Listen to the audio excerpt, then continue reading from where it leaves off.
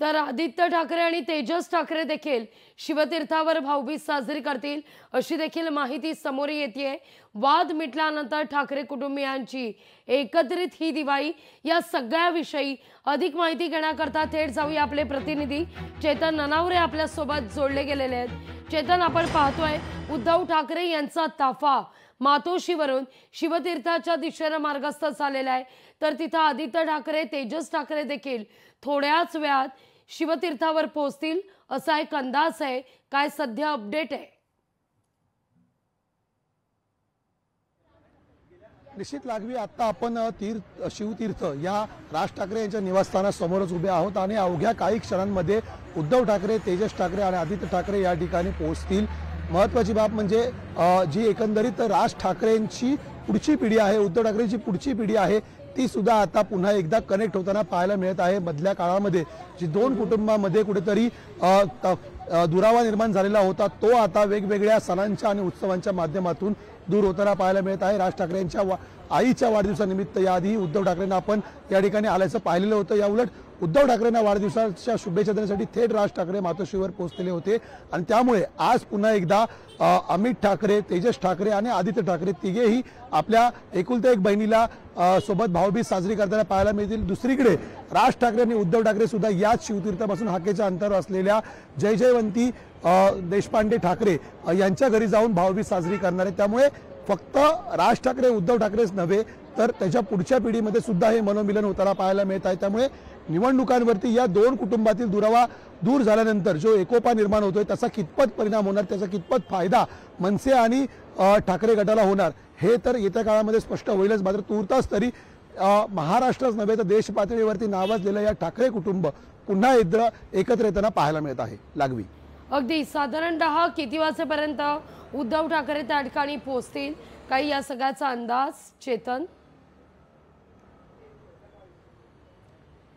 निश्चित लागवी पुढच्या एक 10 ते 15 मिनिटांमध्ये आता वांद्रे या ठिकाणाहून निघालेला ताफा आहे ठाकरेंचा तो शिवतीर्थ या ठिकाणी पोहोचेल आणि या ठिकाणी पहिल्यांदा पुन्हा एकदा भाऊबीज साजरी करताना आपल्याला पाहायला मिळतील आदित्य ठाकरे आणि तेजस ठाकरे हे अमित ठाकरेंसोबतच या ठिकाणी भाऊबीज साजरी करतील। दुसरीकडे उद्धव ठाकरे आणि राज ठाकरे मात्र आपल्या जी बहीण आहे त्यांची जयजयवंती ठाकरे देशपांडे त्यांच्याकडे रवाना होतील भाऊबीजेसाठी आणि त्या ठिकाणी पुन्हा एकदा हे पहिल्या फळीतील जे कुटुंब आहे ते भाऊबीज साजरी करताना पाहायला मिळू शकेल।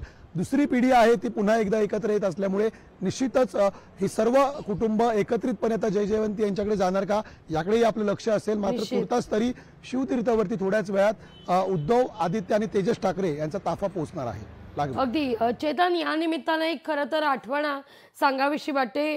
कधी या दोघांमध्ये जेव्हा वाद झालेला होता त्यावेळी कधीही उद्धव ठाकरे शिवतीर्थावर गेलेले नव्हते, पण ज्यावेळी उर्वशी ठाकरेंचा अपघात झाला त्यावेळी मात्र उद्धव ठाकरे आवर्जून उर्वशी ठाकरे यांना पाहण्याकरता शिवतीर्थावर पोहोचलेले होते, त्यांची विचारपूस केलेली होती।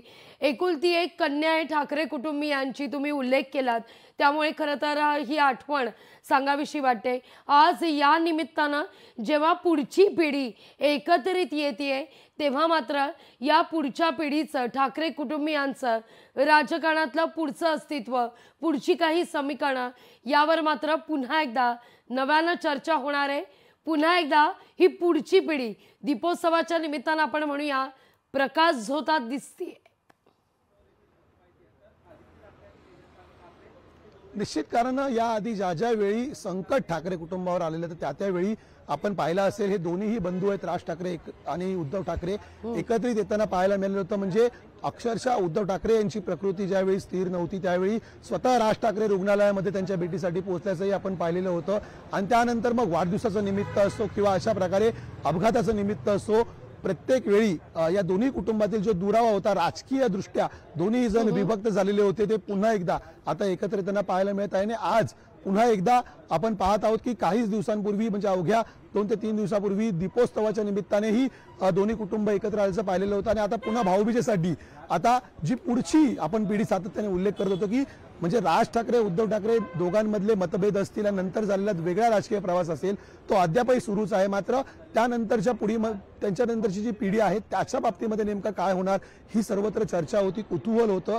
आणि आज आपण पाहत आहोत की भाऊबीज या सणाच्या निमित्ताने हे भाऊ आणि निश्चित. बहीण पुन्हा एकदा एकत्र येतात. त्यामुळे राजकीय पक्ष एकत्र येतील की नाही हा पुढची गोष्ट झाली. मात्र सध्या कुटुंबातील जो दुरावा होता, ज्या मनमुटाव होता तो मात्र दूर होताना पाहायला मिळत आहे. त्यामुळे राजकीय दृष्ट्या सुद्धा आता महापालिका निवडणुकांमध्ये, स्थानिक स्वराज्य संस्थांच्या निवडणुकांमध्ये हे कुटुंब एकत्रित दिसणार का, हे पुढची पिढीमधली जे 3 तरुण नेतृत्व जे पाहायला मिळत आहेत, अमित ठाकरे असतील, आदित्य ठाकरे असतील आणि तेजस ठाकरे असतील, हे एकाच व्यासपीठावर येणार का याची उत्सुकता सर्वांनाच असेल. लागवी. निश्चित.